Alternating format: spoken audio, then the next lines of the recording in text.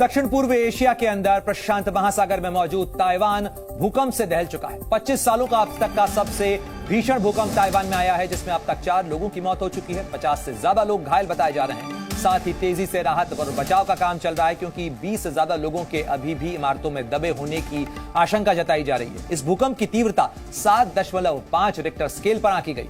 Taiwan के हुआलिन शहर में और इस प्रीफेक्चर में, इस इलाके के अंदर भूकंप का सबसे ज्यादा असर देखने को मिला, क्योंकि यही भूकंप का केंद्र था।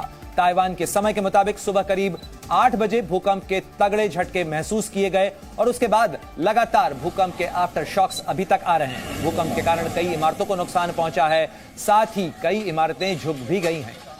तस्वीरों में आप देख सकते हैं किस तरीके से तबाही का मंजर ताइवान के अलग अलग इलाकों के अंदर देखने को मिल रहा है। बड़ी बड़ी इमारतें जो हैं वो इस समय झुक गई हैं, ढह गई हैं। कई इलाकों के अंदर लोगों के अभी इन इमारतों के अंदर दबे और फंसे होने की आशंका भी जताई जा रही है।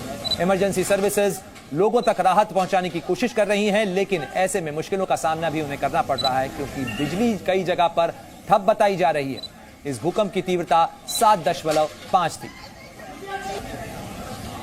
और ताइवान में आए इस भीषण भूकंप से जो सबसे ज्यादा नुकसान हुआ है वो हुआलिन इलाके में हुआ है, जहां बड़े पैमाने पर लैंडस्लाइड भी हुआ है, जिसमें एक शख्स के मारे जाने की अब तक पुष्टि हो चुकी है। साथ ही कई इलाकों के अंदर कई जगहों में कई बिल्डिंग्स के ढह जाने और उनको नुकसान पहुंचने की रिपोर्ट्स भी सामने आ रही हैं। 3 तस्वीरें आपको दिखा रहे हैं किस तरीके से कई इलाकों से इस तरीके के लैंडस्लाइड की तस्वीरें सामने आई हैं, क्योंकि ताइवान का एक बड़ा हिस्सा, खासतौर पर अगर हुआलिन की बात करें तो वो पहाड़ी है और ऐसे में पहाड़ों के ऊपर से बड़ी बड़ी चट्टानें और जो लैंडस्लाइड है वो नजर आया है। और ये जो मलबा है ये नीचे के रिहायशी इलाकों तक पहुंचा है। ऐसे में रिहायशी इलाकों के अंदर इमारतों को नुकसान पहुंचा है। ये एरियल तस्वीर आप देख सकते हैं और एरियल तस्वीर के अंदर ये भी नजर आ रहा है कि किस तरीके से जो इंफ्रास्ट्रक्चर है, खासतौर पर अगर बांधों की बात की जाए, कई न्यूक्लियर रिएक्टर्स हैं, उनको लेकर भी लोगों के अंदर चिंता है।